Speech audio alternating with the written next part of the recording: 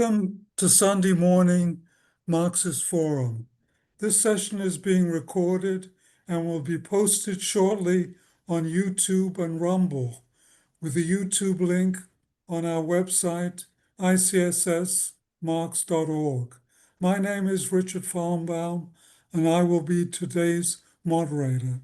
I'm a member of the program committee of the Institute for the Critical Study of Society that organizes these forums. We always welcome feedback and suggestions for topics and speakers, and you can contact us through our website, ICSSmarx.org. You can also use the website to sign up to participate in these live Zoom sessions, find links to archive programs, and make much needed US dollar donations to support our work. This is a comradely forum for political discourse and debate. As such, we ask you that you show respect for our participants and the moderator of today's session. Our speaker today is Karl Sanchez. He was born and raised in Northern California and worked for many years as a culinary professional before transitioning to academia. In 2020, he began publishing a blog devoted to geopolitics, currently called Karl One's Geopolitical Gymnasium, which is carried on Substack. We'll put it in the chat so that you can refer to it. Recently, he's been republishing and commenting on original documentary material from the Russian Federation. In the course of that work, he coined the phrase socialism with Russian characteristics, drawing an obvious parallel with socialist China. The idea of present-day Russia as a state in socialist transition is so alien to Western leftists and many Marxists that we thought we would ask Karl to expand on his views on this subject. Karl will speak first, followed by, I hope, a robust and respectful discussion. I should note first that for the last couple of weeks, Karl has been dealing with a medical situation in his family. So we are especially grateful that he made the time to appear today.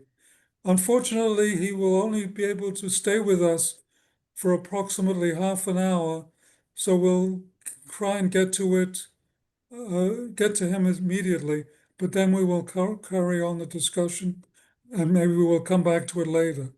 He's joining us from Knoxville, Tennessee. So please welcome Karl Sanchez to the Marxist Forum. Thank you. Go ahead, Karl. Great. Thank you, Richard. And hello to everyone out there who is watching this discussion. Russia with socialist characteristics of their own sort. Well, the place where that begins is with Russia's constitution. And in their constitution, which was thought to be made or remade by the West, actually contains some very interesting points in it that I found very interesting that are actually very socialist in their nature.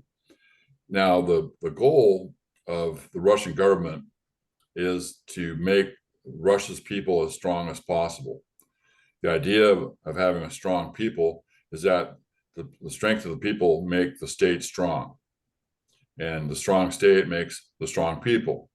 So it's a mutualistic sort of arrangement between the people and the state, which is actually a socialist type of a setup. Mutualism, as is what it's called by, and or we could call it socialism too.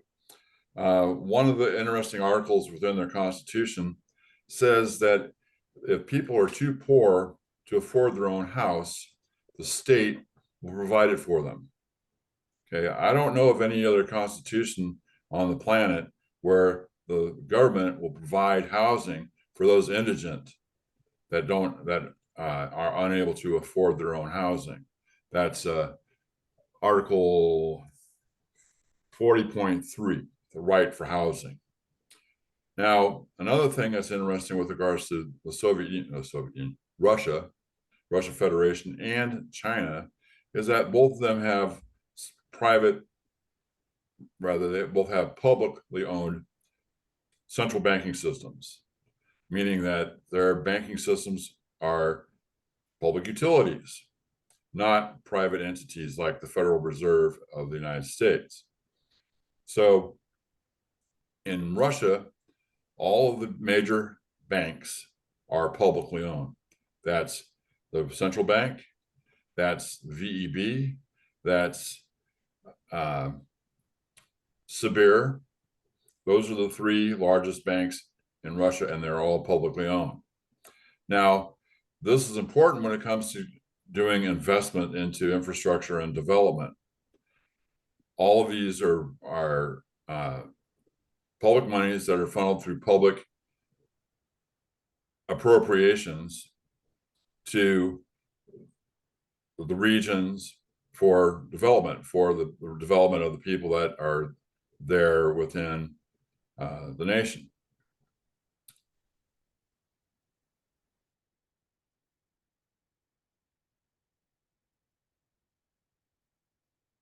Karl, your microphone is off.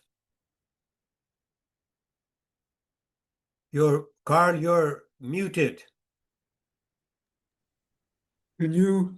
I'm back Can you- on, I think. Yeah, I okay. don't know why I turned off. I didn't touch anything, but that's how it works sometimes with these things. We lost about a sentence from you. Okay.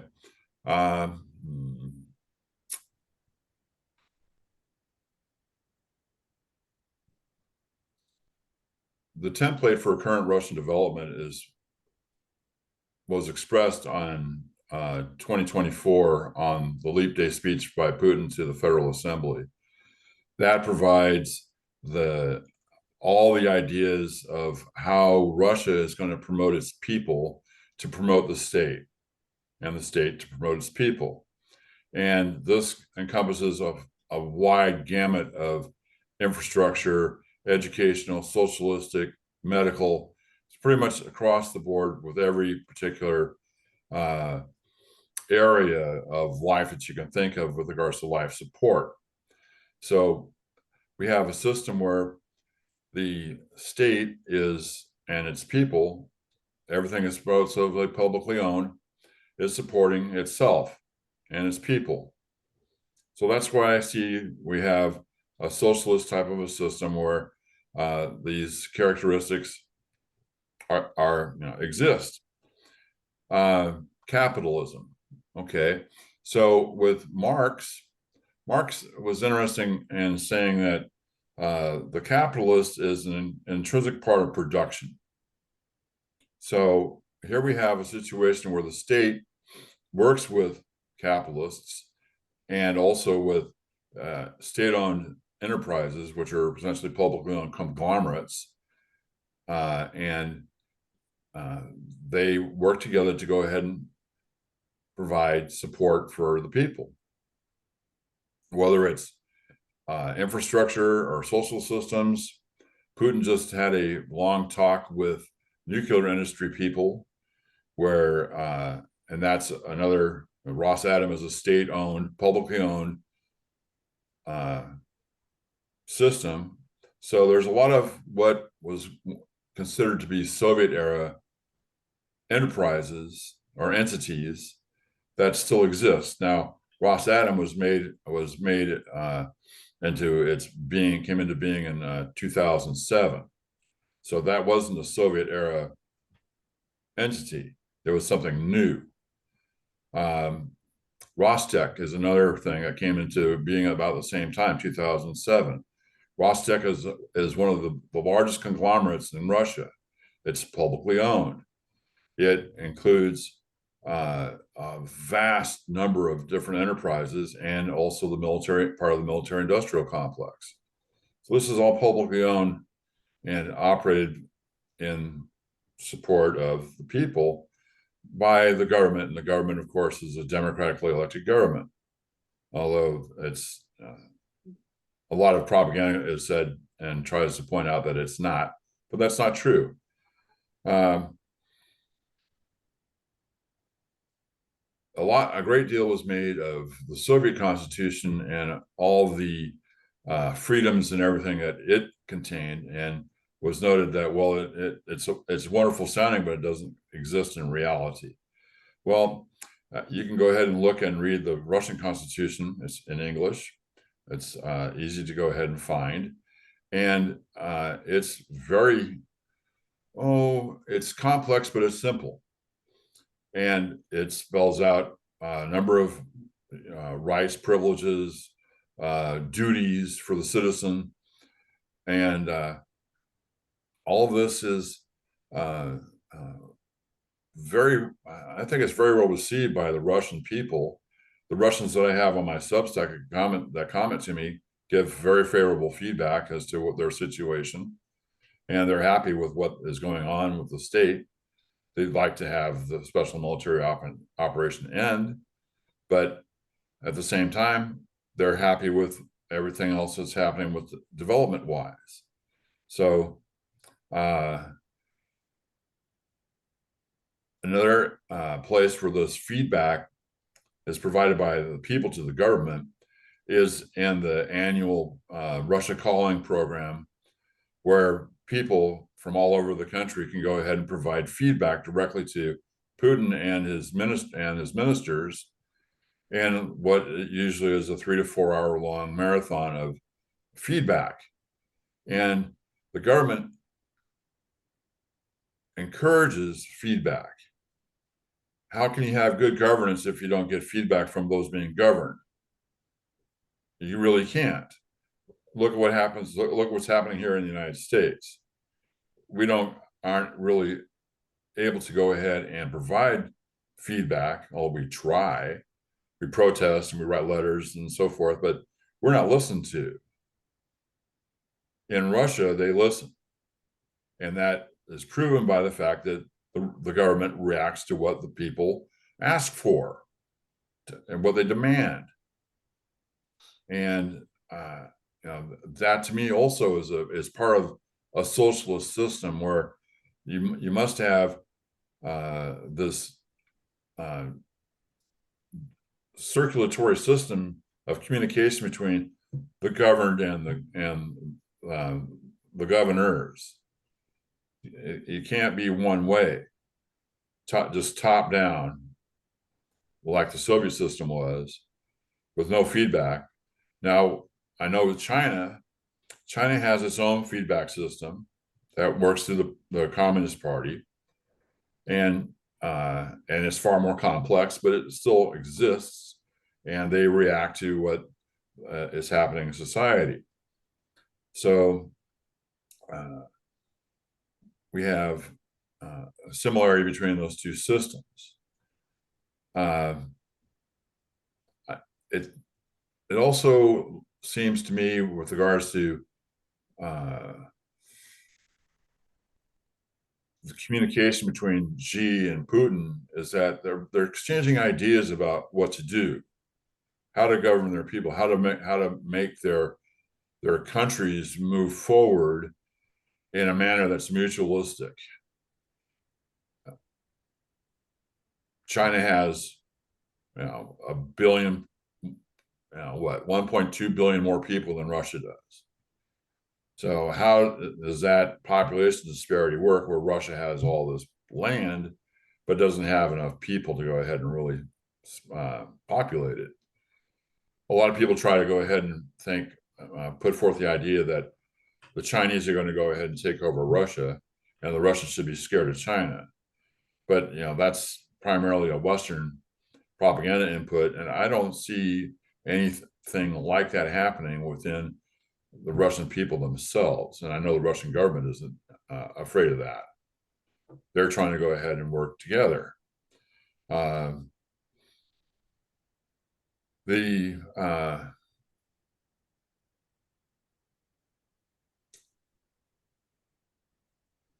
the other point that's important here is the Russia's ability to go ahead and try and solve its demographic problem. Russia has suffered 4 very large incidents over the course of its history, from starting in 1905 with the 1905 revolution. Then there was the World War I. Then there was the Civil War. Then there was the Great Patriotic War. And then there was what I call the neoliberal rape of Russia during the 1990s. So all those events cost Russia dearly with regards to population. Otherwise, Russia, which has a population of about 145 million today, would have a similar population to the United States, which is about 345 million. So that is a big problem within Russia that the Russian government is trying to solve. So how do you go ahead and get people to marry, to stay married, to have children at a young age, and have families that are of 3 or more children without being coercive to this? How do you do that?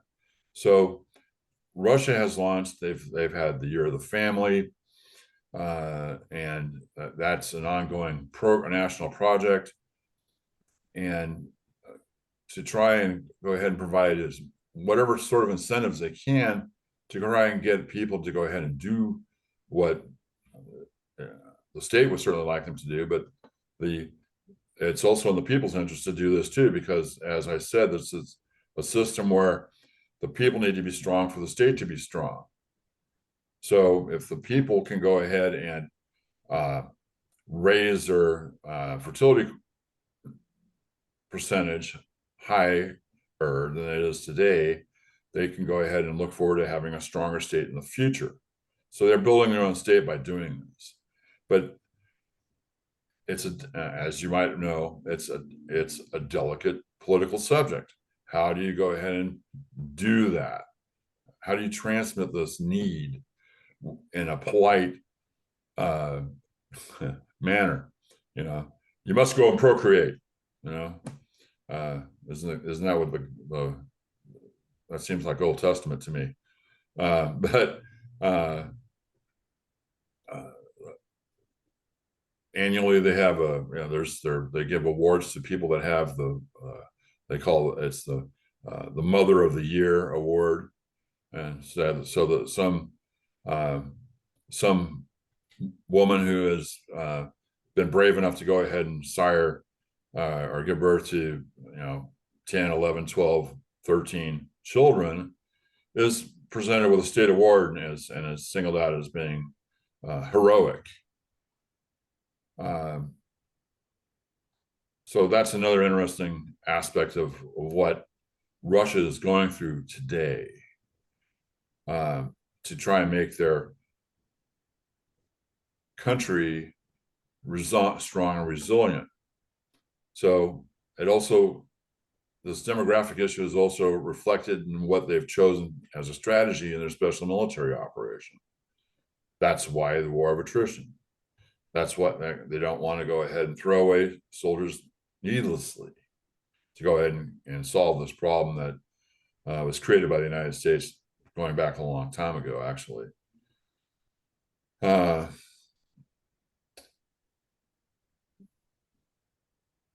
Ukraine problem started in 2014, and it actually started before that in 1945. So when the United States continued to go ahead and support the Ukrainian nationalists, the OUN organization,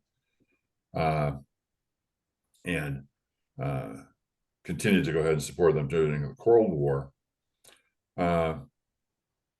So that's another issue that Russia seeks feedback from their people. Now they've had their people have been very patriotic and enlisting to go ahead and come and fight to defend the fatherland. So traditionalistic with regards to their history with the Great Patriotic War, yes. Also, I think that there's an idea that people know that in order for them to go ahead and maintain their sovereignty, they need to go ahead and continue to defend themselves in this manner. They can't stop. They must continue to go ahead and make the West know that that Russia is not going to go ahead and lie down. It's not going to go away. It's people are working together with the government to defeat the Western geopolitical stratagems. So it's detailed, it's complex, but the main thing is, again, that the idea of with the Russian state philosophy, if you want to go ahead and call it that. By the way, the Constitution says that Russia's not supposed to have an ideology, but of course that's an ideology all in itself, the lack of one. The idea, though, is that with people get supported, the people support the state support the people, so it goes back and forth in a circular fashion, and so the state continues to grow. The people that have been to Russia have marveled at what they see with regards to Moscow and St. Petersburg and the other second and tertiary level cities. There's some interesting video out there that shows before and after with regards to the refurbishment of these cities, and it's quite remarkable. The continual expositions that Russia has, the St. Petersburg International Economic Forum, and then coming up here in a couple of weeks is the Far Eastern Economic Forum in Vladivostok. Those show that Russia wants to go ahead and interact and work with other peoples.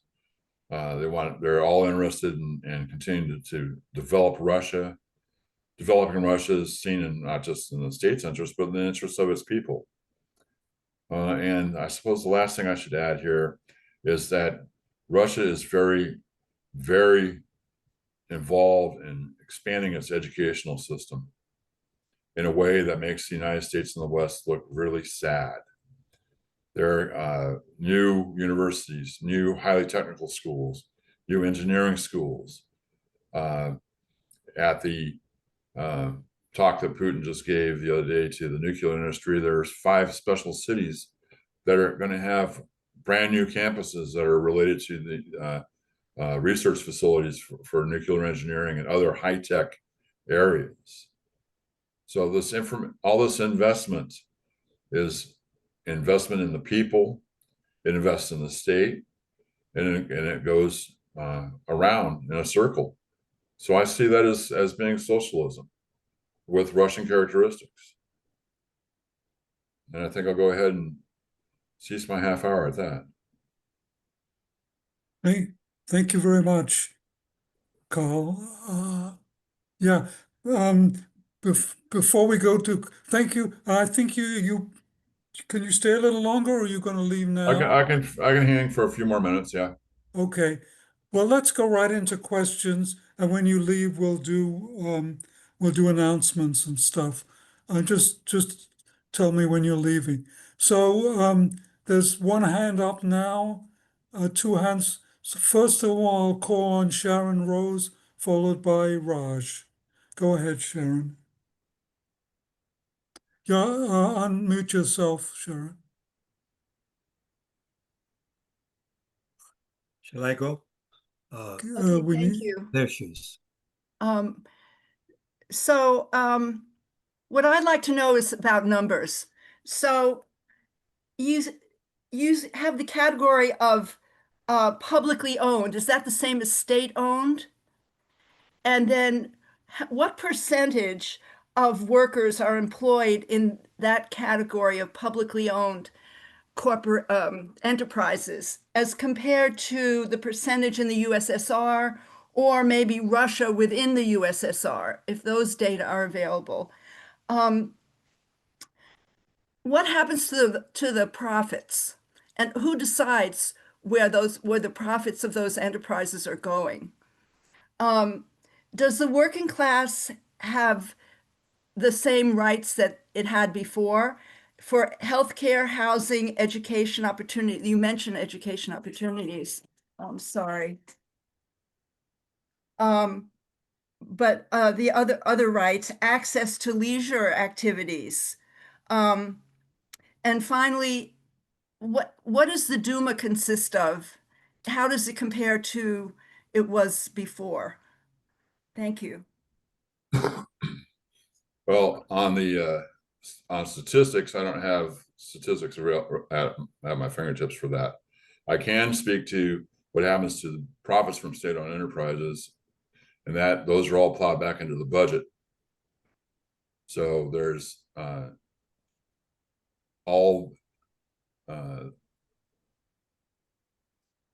so profits that are made from Rosatom by Rostec and so on and so forth, all those get put back into the budget, back into the investment stream.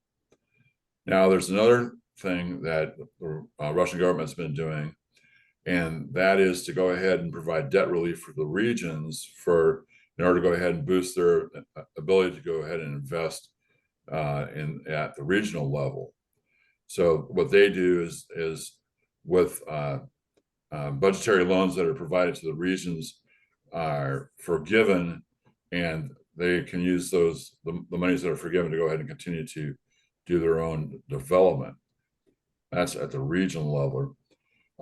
Regarding rights for people to go ahead and do everything, there's one thing with regards to the status of the working class is that it's on an equal par with the business class and the government. All three sectors work together as one in order to formulate policy and to also provide feedback to the government about what's working and what's not. That's like, for example, Putin just talked with workers from the nuclear industry. He wants to know what's happening there, what's working and what's not. So he gets direct feedback from these talks that he has as he goes around and visits various facilities throughout the nation. Let's see, what else did you ask about? On the idea that social and touristic and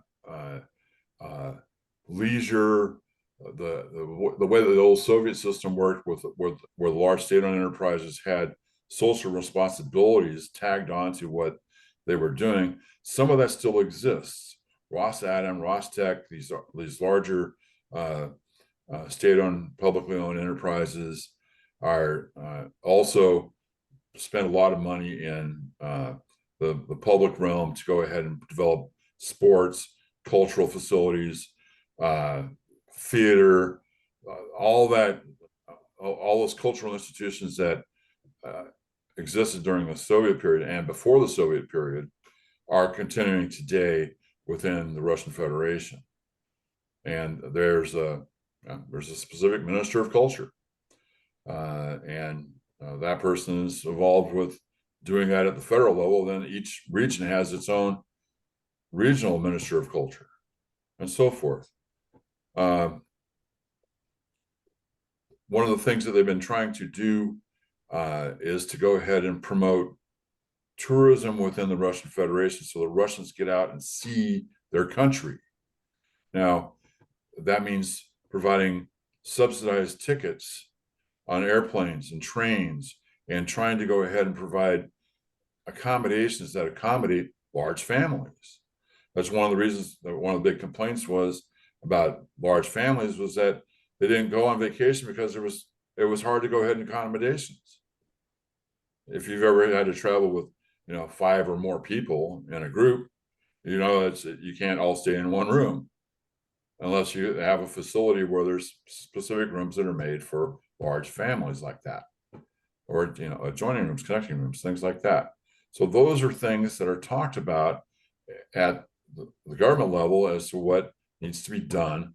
We need to focus on accommodating and providing these things for the people. So the people say, we want this, we need this. The government hears them and responds. Now, I can't physically go there and check to see what they're doing because I can't do that. All I can do is go ahead and document what it is that they talk about in their meetings and in their documents. And then there's annually, there's the big Russia calling program where everybody gets a chance to go ahead and speak their mind. And that is something that I get comments of wonderment often from people that are first introduced to that particular event. And just like, whoa, we can't believe that's happening. Okay. And But- I asked about the Duma. Let's go on to get a couple more questions in just before, because I know. Go ahead, Raj, and then Citizen of the Planet. Yeah, it's been some time when I checked it, so I don't know if it's true today, but I believe the largest percentage of workers who are working for the publicly owned institution is in Russia, not in China. They have very large number of workers in state-run enterprises, which is gas and oil is military and so forth. But my question to you is, do you know what happened to the agriculture which was collectivized under Soviet Union? I heard some form of collectivization still stays. That's all I will ask. I have lots to think, but other people should get a chance. And thank you very much for your talk. Very, very informative. Okay, thank you. Agriculture is now called agro-industry. And it's very collectivized. I would say that it's a national collective. There's some private and there's public. And there's quite a bit of investment that goes from the government, both federal and regional, into what's happening in the regions. Chukotka, which Putin stopped at on his way back from Alaska. So he talked to the regional governor there, and up in Chukotka, which is on, is above the Arctic Circle, they grow vegetables in hothouses, in greenhouses. So and they're very productive. But those enterprises that are put into play there are either public, private, or all publicly funded. Now, one of the interesting points that was made, and something that I've been wanting to write about, is related to what the Russian farmers think they can do. The Russian farmers think they can solve the food problem globally. They look at their harvests. Their harvests are bigger. Every year is pretty much is a new record. And this is, we're talking grains. So, and now with the additional acreage that's been added to Russia with the Donbass, there are opportunities to go ahead and do just that is remarkable. And a lot of land that's cultivable is not, is arable, is not under cultivation. So there's room for expansion in that area. So I see I think there needs to be a little bit more discussion at the government level of this, but it seems to me that they are really want to go ahead and do what they can to solve the food problem, because that in itself is a massive degree of soft power, and that displaces the what the United States had as once it was soft power, but it's turned its agricultural stuff into hard power over the years, as we ought to know, and in that manner can displace that and provide. It says, oh, it's time to go. Sweetie, can you get that? Yes. So that's what's happening with agriculture. Is it's doing very well, and it's on both these sides. He's wrapping up now. Thank you very much, Carl. Thank you for being with us, and we wish you well in your mission in the East with your family. We've got And I hope everything. we'll have you again soon. All right. Thanks. We're going to go to a break now. I want to talk about our programs, upcoming programs. Next week, we have Emmanuel Ness, one of the leading Marxists in the world, speaking about migration and as economic imperialism. I think it's part of his new book that he's getting ready to publish. And the following week, on September 7th, we have Mary Jane Galviso, who will be speaking on farm workers and in the struggles in the agricultural industry. I want to remind everybody to look at our website. We have past programs, archives of past programs you can look up.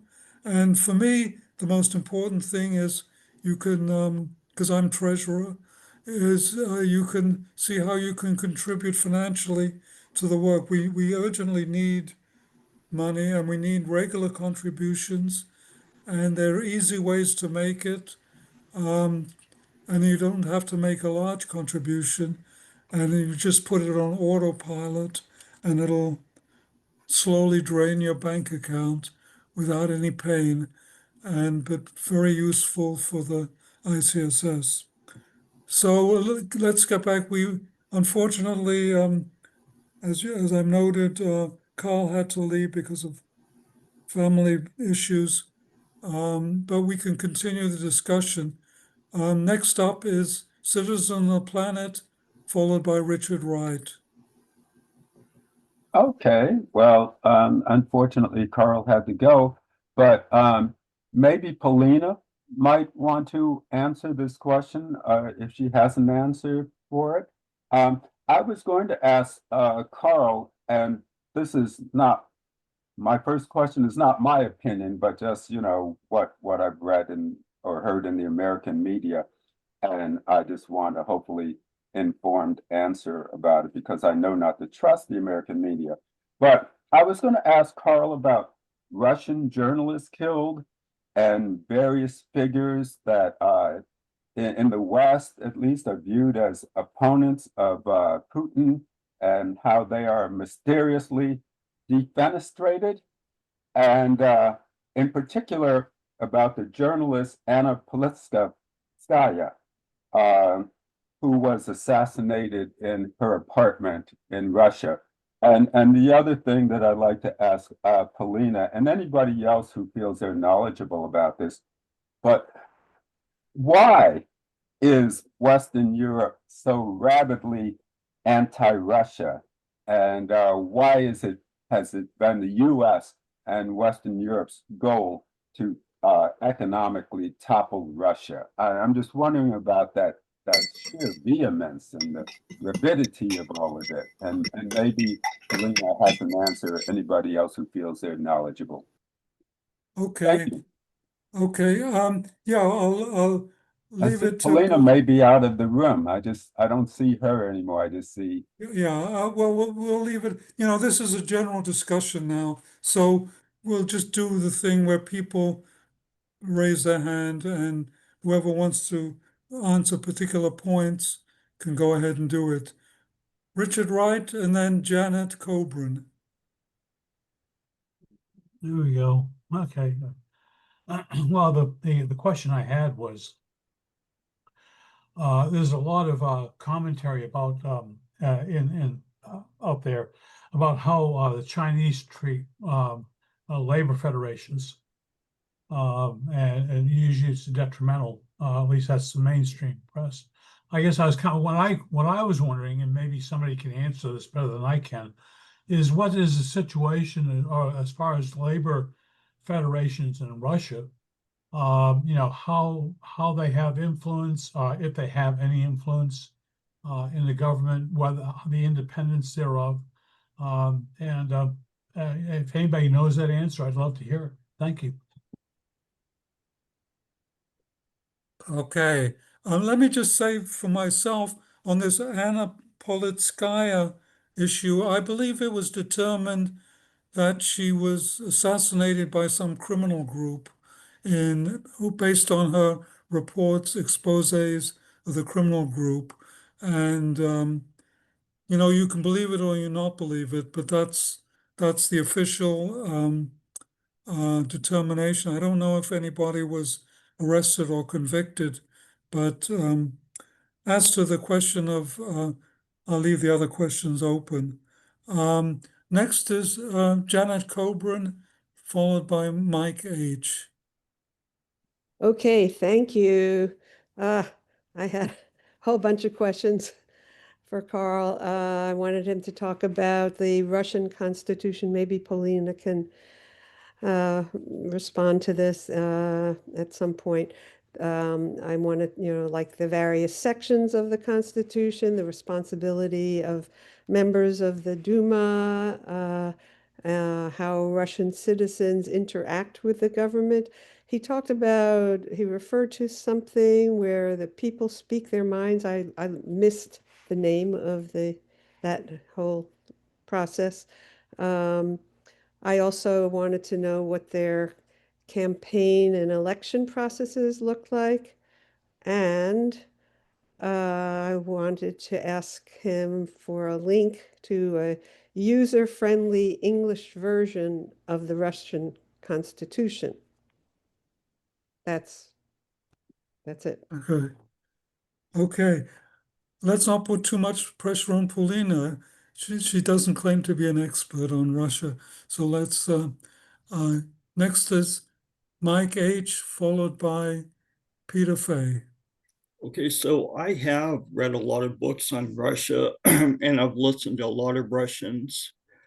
They're not always pro-government Russians. They're often people who have left Russia since the SMO started, or especially the mobilization of, I think, October 2022. But the challenge with any country, including our own here in the US, is that we're deeply divided societies, and you can get whatever opinion you're looking for. And if you want to hear how horrible the US is, you can hear that. Or if you want to hear how good the US is, you can hear that. And the same with Russian society, Chinese society, Indian, or any other society. And so many of the things that were said, I mean, sure, on paper, Russia sounds great. On paper, America sounds great. However, the day-to-day life of people may not be near as great as it sounds on paper. So as far as journalists, yes, there's a law that was put in after the SMO started that if you criticize or appear to criticize the SMO, you will get locked up for up to 7 years. And so people do fly out of windows for reasons that are unexplainable. But the challenge with Russia, from what I've heard from Russians, is that some of this Russian behavior goes back centuries. It didn't just start with Vladimir Putin or the Bolsheviks. It actually goes back in the days of the Mongols, back when it was the Golden Horde and stuff like that. So there's a certain consistency in attitudes among people. So if that's the question on any of these, yeah, Russia has a lot of good things. However, not everything Russia has is good. And you can make similar arguments for any other country. Okay, thank you. Somebody in the chat says you can send feedback in our thing in the reactions thing at the bottom of your icon on the bottom of your screen. So I just reported. Next is Peter Fay. Hi, hopefully you can hear me. Yeah. So I was hoping to have a discussion about socialism or whether or not Russia was socialist, because that seemed to be the presentation that was promised. And there was interesting discussion. I'm glad we had it, but I don't think the real question was answered, and that is, what type of state is the Russian Federation today? I don't think there's any question that there is a lot of holdovers in the political and economic structure of society, holdovers from Soviet times, just because every country has a history from which it builds and develops. So you start from a socialist system and you pull it apart and try and build capitalism. There will, of course, be holdovers, including particularly the industrial, defense industrial complex, et cetera, or maybe health system and other places. But to be realistic, I put some numbers up there in the chat about what percentage of the Russian economy is controlled by the government. And it seems like most economists estimate somewhere around 40% of the economy is state-run. And if you compare that to Germany, where 50% of the economy is state-run, I don't think many people would say Germany is a socialist country. So I'm not sure you can really argue that Russia is a socialist country, but the first people I would turn to actually ask this question is the Communist Party of the Russian Federation. So just pull up their website and read their party program. And I'm going to read 2 or 3 sentences from their program, and you tell me whether you think Russia is socialist. Here's the party program. Russia is at a sharp turn in its history. By cheating and coercion, it has been forced to revert to capitalism. This is a path of social regress that leads to a national catastrophe and the demise of our civilization. The Communist Party of the Russian Federation has been waging an uncompromising struggle against the restoration of capitalism, the destruction of the Union of the SSR and Soviet power. And it goes on. So that's really, I think, where this whole conversation should start with, which is,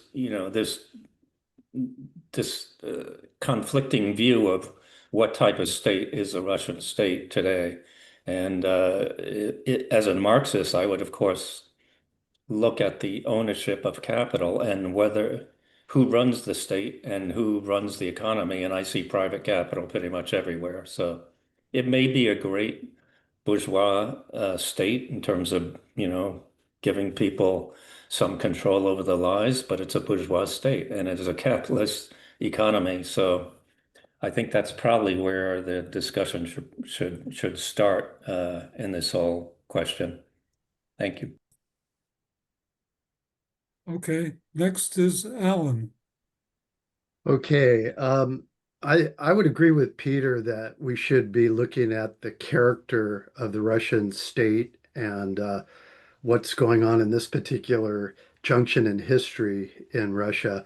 What I would argue against is the idea that Russia is that after the restoration of capitalism, after the demise of the USSR, that Russia is no different today than it was 30 years ago when capitalism was restored, and even more so the idea that Russia is an imperialist state in the world capitalist system. I don't think we should get too caught up in the label of socialism versus capitalism. I think Peter made some good points about what is going on. But basically, the state has undergone some important changes since the Yeltsin period. And many in the international communist movement, some communist parties and people are saying that there's really no difference today from the Russia of the 90s and up to the early 2000s. I think that this is a very kind of a dogmatic or a doctrinaire way of looking at the problem. In fact, there have been many changes, and Russia is a country, the Russian Federation, Russia is a country in transition.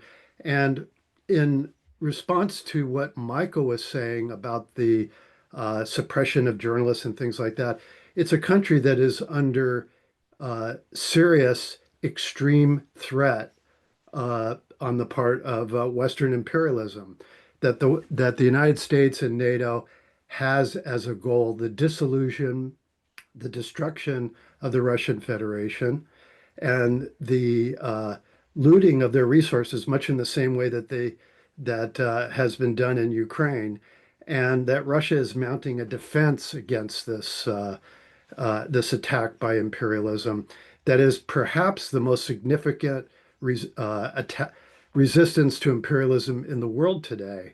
So the idea that yes, there is suppression, some suppression of journalists and political figures, but they're in a life and death struggle for survival. And if you doubt that, if you think that that's just an excuse, you should read the statements by NATO and the RAND Corporation papers that have made it very clear this is exactly what they have in mind for Russia. So I think I think what Peter was saying about look to the Russian, the Communist Party of the Russian Federation to find, to see what's going on, what they see about it, and to not sort of fall into kind of a knee-jerk reaction about Russia today, and especially not to succumb to the Western propaganda about Russia. So I actually think that this is a worthwhile discussion. I wish he was here longer, and I hope that other comrades who are participating will speak up on exactly this subject. Thank you. Next is Judith Osterman.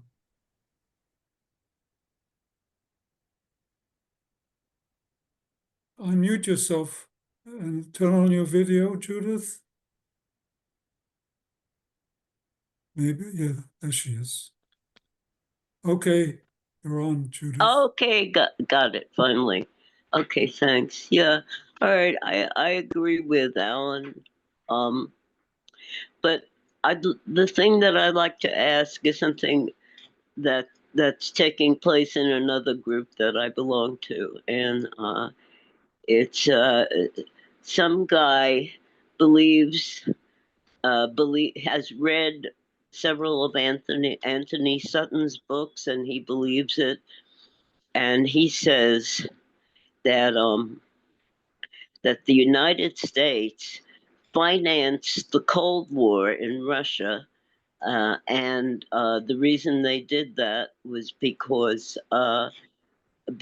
capitalists wanted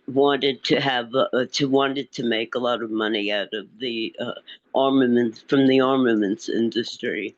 And so I was trying to research this, and I can't find any information about capitalists financing anything during the Cold War, although I've accumulated an enormous amount of information about how capitalists helped Russia to grow, to change from a feudal society into an industrial one, and during the Second World War, the Lend-Lease, even Stalin said that they couldn't have done it without help from the United States. So I was wondering if anybody had any information about this. Thank you. Okay. Next is Raj and Mike H. Okay, I agree with Peter that to characterize Russia as a socialist country would be wrong. But that's difficulty I have also with China today because Right. so the question is almost like irrelevant at the present time because socialism, as we understand it, struggle of revolutions and new society being formed, that is nowhere to be seen. Capitalism is very much the mode of production. But then, therefore, we have to look at what is happening. And I think it was a good presentation that our speaker did on various ways that Russia is different than a capitalist country. And yes, interpretation of the systems has occurred since the two revolutions, and capitalism has adopted some, and Peter pointed out, 50% of the state-run economies, 50% is run by the state in Germany, which is higher than in Russia, which is somewhere, I think he's, if I remember correctly, 25%. But there are certain characteristics. 40%. Okay, so that's pretty significant. Now, other thing I see is that Russia is a very special country. It's a huge area bordering on 18 countries. It doesn't have natural defensive borders. The United States has seas. It has north and south, other countries which are weak. In Russia, it's repeatedly faced invasions, and it's a multi-ethnic, multinational country. It's very difficult to manage Russia. And yet, remarkable thing about Russians is they have defeated invaders repeatedly. And if you notice, in terms of power, this economy is small, but it has made the greatest imperialist country come to grief on Ukraine. And so therefore, each country has its own specific character. And from India and Russia have had consistently good relations, both in the Soviet Union and later on. You cannot say that about many countries with India. So Indians, when they think about Russia, this is one country, whatever it promises, it complies, hasn't betrayed. So that's another character of Russian people that is very much valued in India. I know that.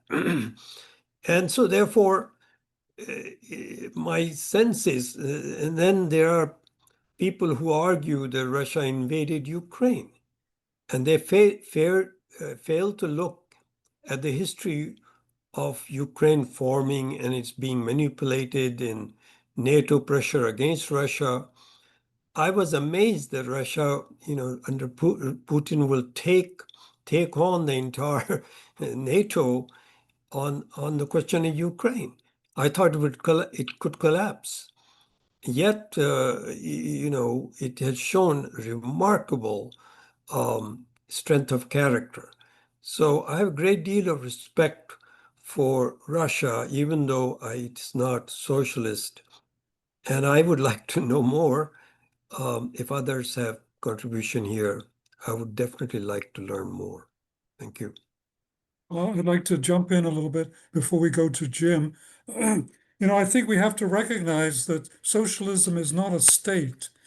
It's not it's a process. It's a process that's going on. And there is political peculiarities about Russia and the Soviet Union.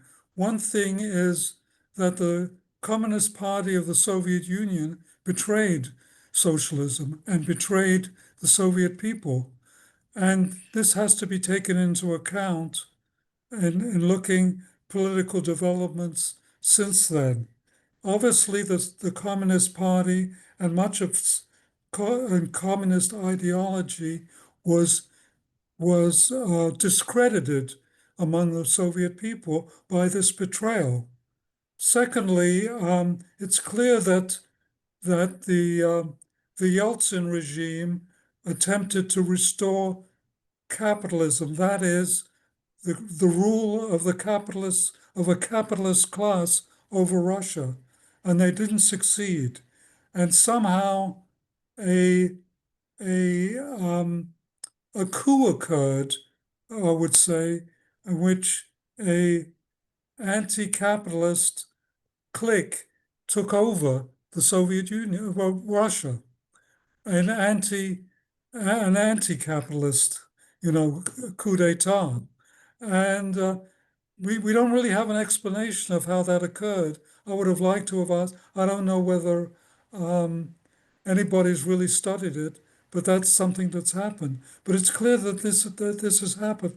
There was a break, first under Yeltsin, and then a significant break, and then under the Putin regime, which is another break.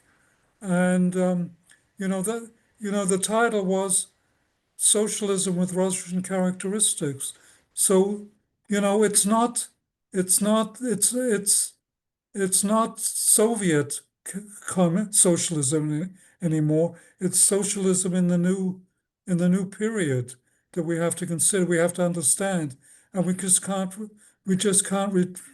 What I think what our speaker attempted to do was bring out what seemed to be the socialist characteristics of the socialist state. He didn't explain, and nobody has explained really, why there is a socialist state in Russia at this time. So anyway, I'll leave it at that and turn over the next speaker, Jim, followed by Elazar Friedman. Go ahead, Jim. Yeah, thank you. I think the Pentagon and ruling class plans to divide Russia is not even controversial. It's absolutely their goal.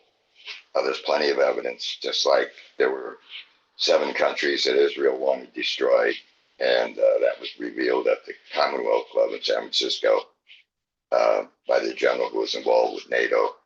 His kid is the one who organized the 5,000 veterans going to Standing Rock. For me, Allende was the hallmark of democratic socialism. It was a beautiful society, but it was not able to protect itself. Fidel was in power for a long time, and the West likes to say it was because he was a totalitarian. But the fact of the matter is he was brilliant, he was skillful, and the people wanted him time and time again. In the United States, we have at least 2 ruling classes, Biden and Trump. Biden's ruling class wanted to destroy Russia. Trump wants to destroy China. And I don't know that I would agree with the capitalists supporting the Cold War, because I think their primary purpose is profit. And for sure, they would not have supported Putin being able to take Russia from the basket case it was under Yeltsin, where the life expectancy of the average Russian went down 7 years to the point where it's the number 4 economy on the planet and operating at a higher level than anywhere else on the planet in terms of defending itself, as has been said.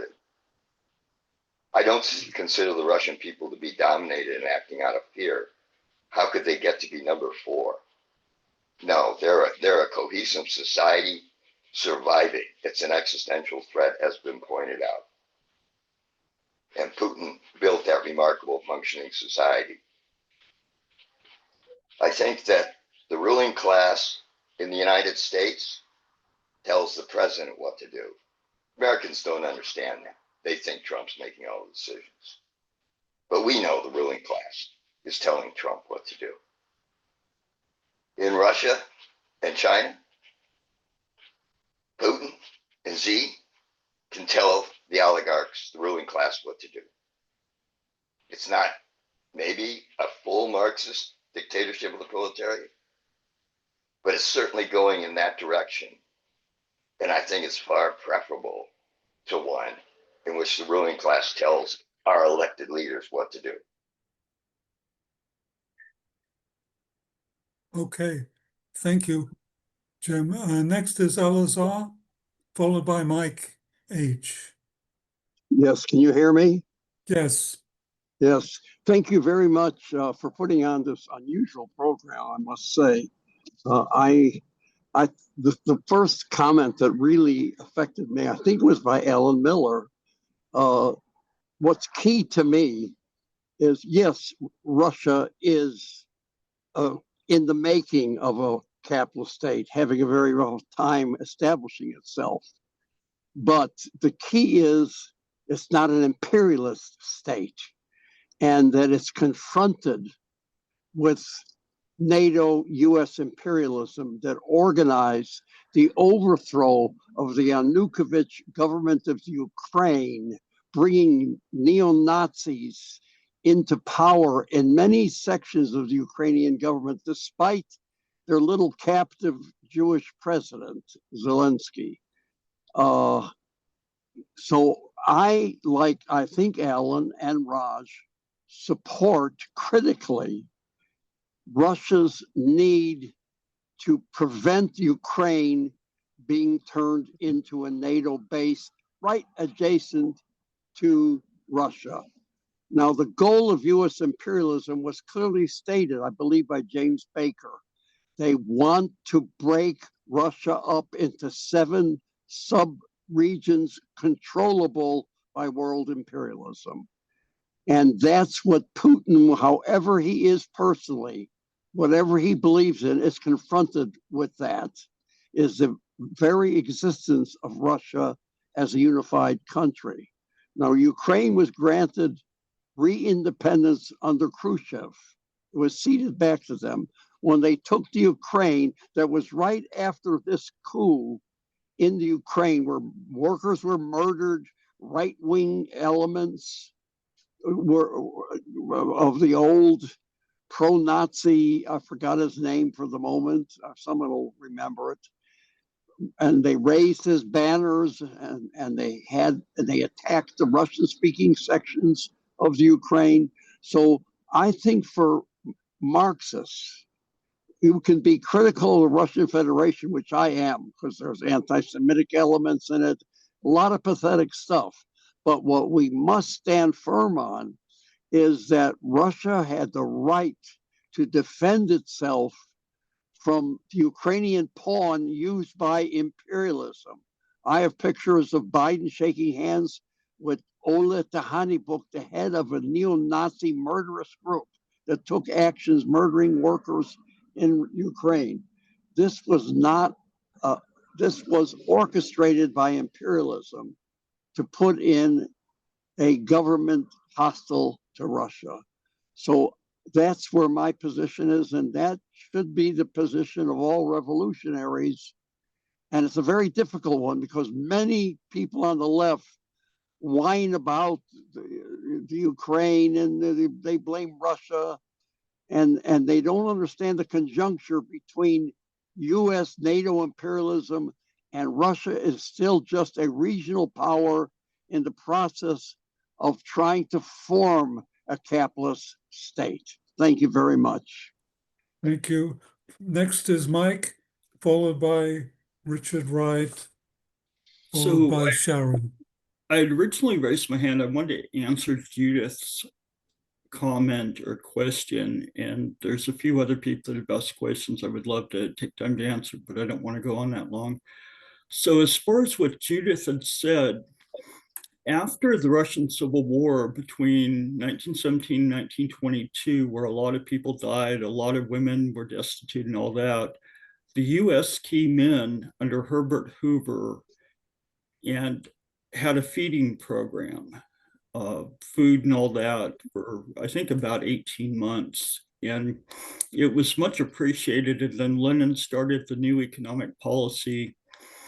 Stalin had changed some things, but he still invited many American businessmen. In fact, the Koch brothers' father, Fred Koch, was one of the men that helped develop the oil refineries in the 30s. And so under Stalin's economic development, there were quite a few American and other, I guess, Western companies that were invited in for their technical expertise. Post-world or going into World War II, obviously there was a lend-lease going in, a lot of the trucks, the half-ton trucks going in through Iran into Russia. And there was, that was essential to the war effort. The American production was essential to the war effort, not just in Russia, but also on the other allies in England and France and whatever. And so after World War II, there became a trust gap. Neither country trusted the other country, but they were both trying to spy on each other. And there was a lot of, where guys parachute behind the lines and they try to create dissension, this, that, and the other. So the Soviet Union was able to keep a lot of spies in the US because the US is a more open society. Many of the guys that the CIA parachuted behind the lines in the different countries adjacent to the Soviet Union and countries like Albania, they were pretty much killed as soon as they parachuted in. So there was a lot that we did not know. And so you had these things going on through the 50s, like the missile gap and this gap and the other. And our military industrial complex overproduced based on lack of information or based on desire for profit or whatever you want to say is the reasoning. And the Soviet Union developed quite an industrial complex too. The military industrial complex during the Cold War was the Russian or Soviet complex was supplying a whole lot of countries around the world, and the US and the Western military industrial complex was doing the same thing. So you can say it was for profit, but it was also for power. That's how the elites of the Soviet Union or the elites of the Western nations were trying to expand their dominion or their influence or whatever you want to call it. As far as the other question Judith was asking, was it just for profit?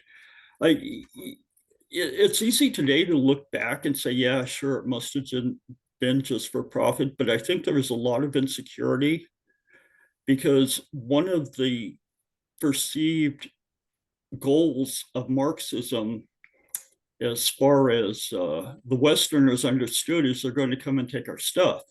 They're going to come beat us up and take our stuff.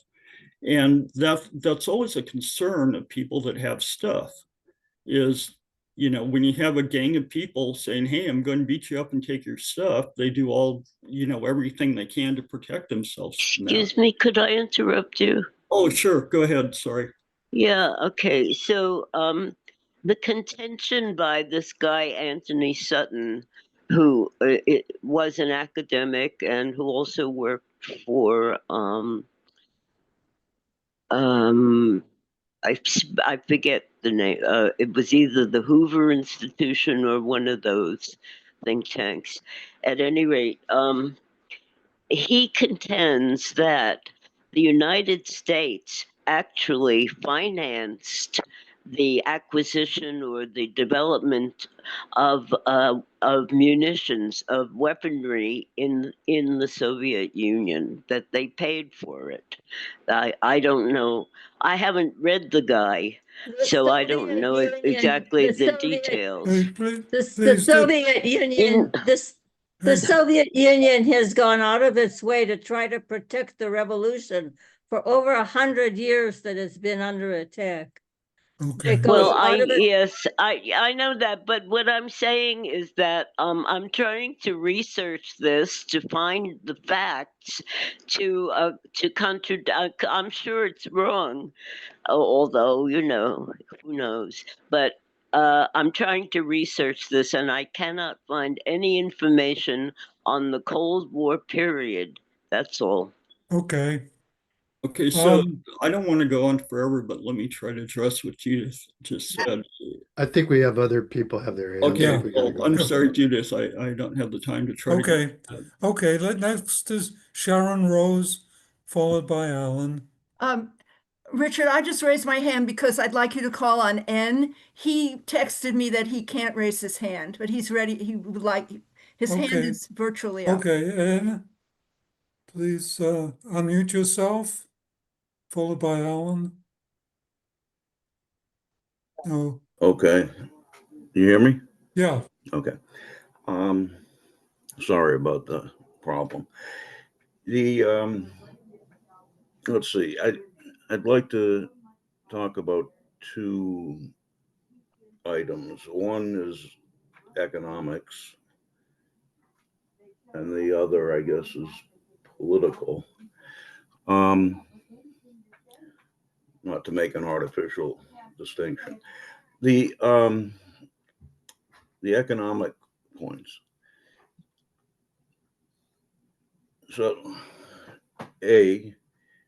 people have been saying for 100 years or more that the Soviet Union and then Russia is a capitalist state. There are people who theorize that the Soviet Union was state capitalist and not socialist and so on. But I think it's been accepted now that, certainly I think in this group, that the Soviet Union was socialist. So then the question is, was socialism overthrown in the 90s? I would assert that what happened in the 90s was an attempt at counter-revolution, and as you said, Richard, the restoration of capitalism. But it was a failed attempt. What actually happened was theft of social property. And as you all know, theft is not property. Or, to put it another way, theft, the stealing of social property does not make capitalism. It just makes theft. And in order to have capitalism, there needs to be a market and labor power, amongst other things, not just the ownership of property by capital or private ownership of property. So in order for capital to exploit labor, labor power has to be sold. That is, the variable capital has to be exploited to create the surplus, which becomes, or part of which becomes profit. As far as I can tell, that has never happened in the former Soviet Union, but in particular in Russia or in the Russian Federation, or Belarus for that matter, or most of Central Asia. And I'm not saying that there's no private purchase of labor power. Yes, that's to varying degrees in the various former republics. That's certainly the case. And in the Baltics and in Ukraine, it seems to be more the case. Although Ukraine itself, I don't believe ever had, it's ever been able to establish a market in labor power. So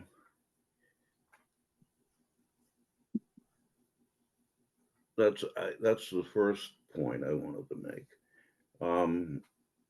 In terms of the ownership of property or the historical development with from the 90s on, and even in the 1990s, there was struggle. In 96, I think it was the 96 election, the Communist Party of the Russian Federation won that election, or won the first round of it, and they would have won the second round, but the intervention of US imperialism directly, really, in support of Yeltsin, foiled that. And from that point on, if not earlier, but at least from that point on, the the people in the apparatus that eventually brought Putin forward were looking for alternatives. They went through, I can't remember now, it was 4 or 5 different prime ministers in like 97, 98, 99. and they finally arrived at Putin, and the others failed. Some of this was brought about by Primakov, but they've arrived at Putin, and I won't say that Putin came into office with the intent of restoring socialism, because I don't know that for a fact. But the policy pursued from that point forward, and of course removing Yeltsin from power, which was key. I think, Richard, you described it as a kind of anti-capitalist coup. It was sort of a slow developing anti-capitalist political revolution, I think might be more appropriate. And Elazar, you'll appreciate that term.